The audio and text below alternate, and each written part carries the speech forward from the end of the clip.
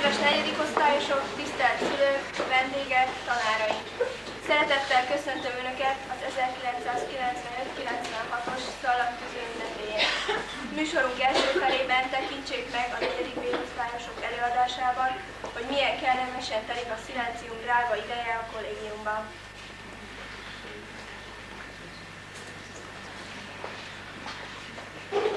Úgy tudom már ezt az egész szilenciumot. Hát én is, de még csak 5 óra van. Nem igaz.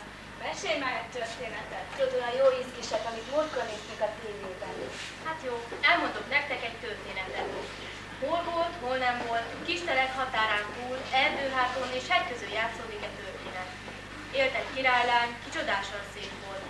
Haja fekete, mint a postásholló, bőre fehér, mint a levélpapír, alka piros, mint az expressz jelző. Róla halljátok egy történetet. A mostohájával élt szegény, ki nagyon hűlt a szépségéért. Ezért úgy döntött, hogy zárdába küldi a leányt. A vadászra bízta, hogy vigye el a leendő apácát.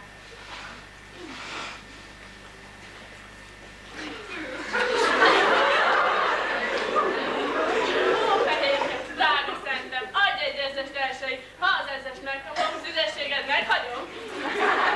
Persze neked itt a pénz, de tűnjel innék, mi elég? Szabad vagyok, boldog vagyok! Egyébként maradt az erdő végén. Már besötétedett, egyetlen vágya volt.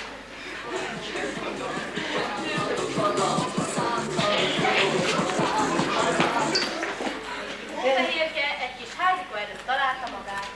Milyen bútor, milyen ablak, lakói bízheten vannak. De milyen éhes lettem, pedig nem is olyan régen lettem. Hófehérke forgó gyomorra lépett a frigiderhez, és kivette a postagalamsültet és a kézbesítőt hánkot. Eszébe jutott ekkor a jól öreg nóta. Azt mondta az öreg kis, nagyok egy ígya is.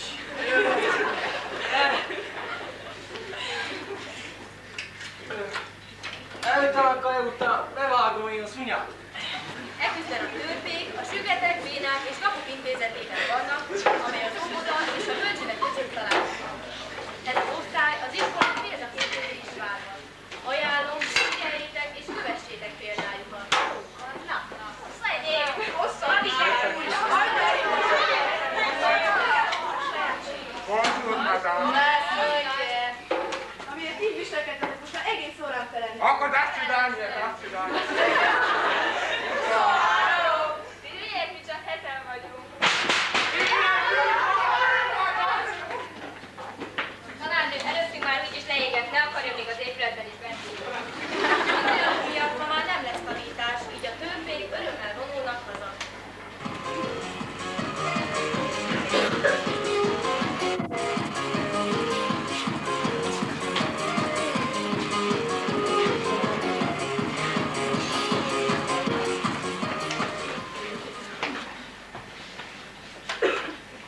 Ki itta meg a viszkimet? Ilyet tanulok el, szanár. Ki vette fel a kozott zoknimat? Megvan, fiú, ki a bűnös, akinek a keze büdös. Kik vagytok ti szép fiú? Nem mondtam, tudod? Én vagyok a tudod. Vigyor vagyok. Rémét a kicsi szem, de kedvenc cégim a Sofia Anne. Én is szoktam aludni, ezért én vagyok a Szófi. Gyomromkor, ezért én vagyok Barna. Én vagyok Habci, zsebkendőm a náci. Olyan fura, olyan buja, ez nem más, mint a kuka. De van egy nagy problémánk, nincs kifőző mosorránk. Megkérünk hát téged, drága, tarts rendet a házaskánkra. Ha már ilyen szépen kértek, itt maradom és veletek élek. Na ennek örömére gyerünk a csülökbe és felesztek. Minden hófehérke a ház vegyessége. Töltött, takarított, mozott a történke.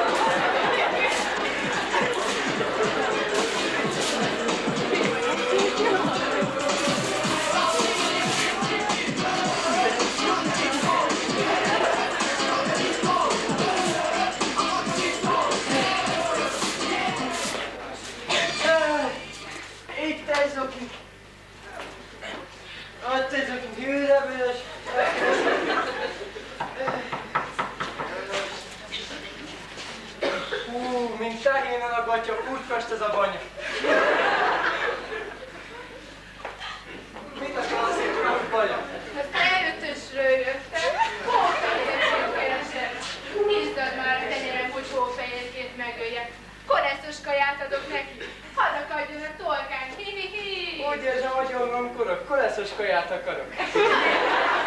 Itt a kaja, aranyos!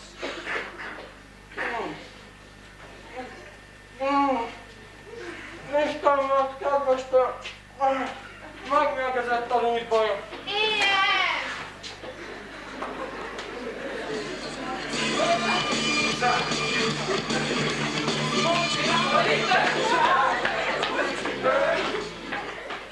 Bátó Tibor!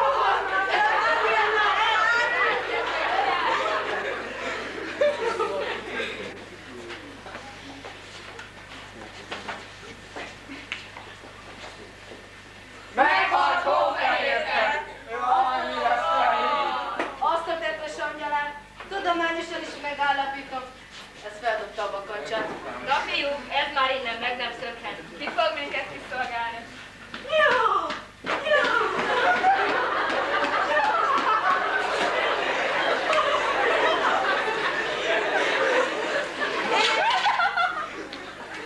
Én vagyok a jó királyfi, könnyű engem megtalálni. Karom erős, szívem bátor, szülő anyám az inkubátor.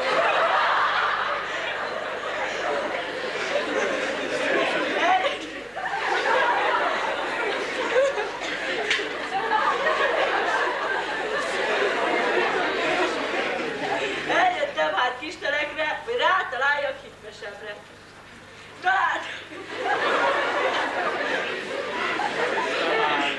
Találtam egy lány Pesten, de meg is csalt rendesen. Ezért, hogy váratom elfeledjem, önkéntes postás lettem. Ó! Jé, mit látok ottan? Egy icipici lába bokorban. Lehet ülve egy 46-os, de a lábszag írtózatos. Üzes kis hajadon. Mi mászik a hajadon? Csapodjon az ajkára, legyen elveszett a szája. Na, mit szólsz? Milyen az élet? Az a fontos, hogy élek.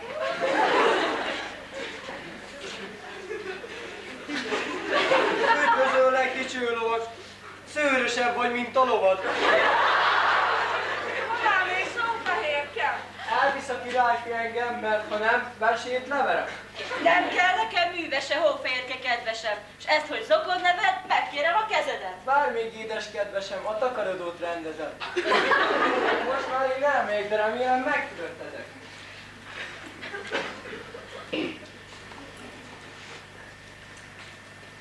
Kuka, te most még egyszer kezet. Jó, most már menjetek aludni. Nem akarok aludni, napszút akarok csapni. Szundi tanácsára végre megtartották a 7 országos szóló lakodalmat. Vendégeken a 676-as rendszerűen járország. Végre elérkezett a váró-váró pillanat. Verranno Sincillo a nostra colpa.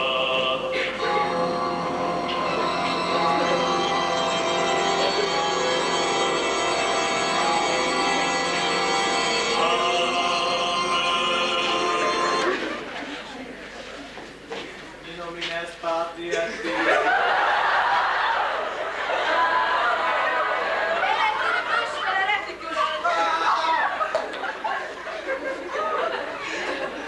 Nagy szeretettel köszöntök mindenkit, főleg én, a Jé! Ez a mennyasszony! Drágám lesz! Ez a veszélyességi potlékot fogok kérni. Édesanyja is itt van? Igen, Nem akarom látni! Isten őriz! Önökkel ne nézzen rám, jó? Arra nézzen, úgy. Kedves házasulandók, tisztelt egybegyűltek, örvék, stb.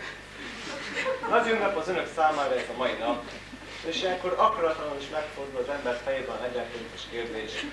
Vajon mitől is ilyen nagy ünnep ez a mai nap? Nem kell találgatni, mert eszembe jutott. Azért gyűjtünk ma ide össze, mert a képviselő elhatározta, hogy férjhez menj egymáshoz.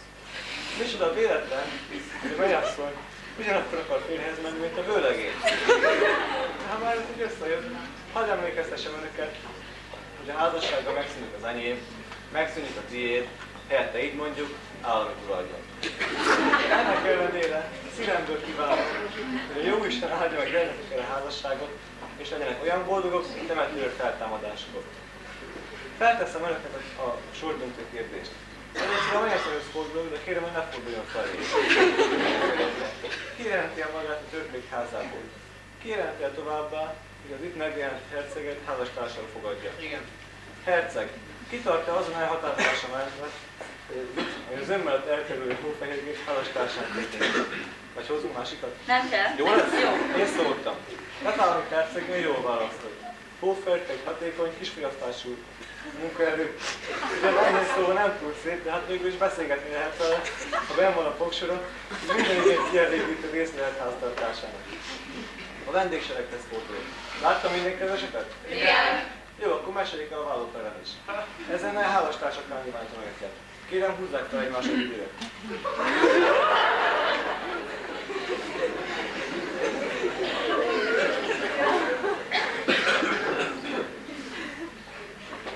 Tajgetos Zuhányzsó helyről című eposzának két sorával búcsúzom az ifjú pártól. Rajtaton a fátyol itt semmit sem látsz. Fel ne emel, drágám, mert kitör a frász.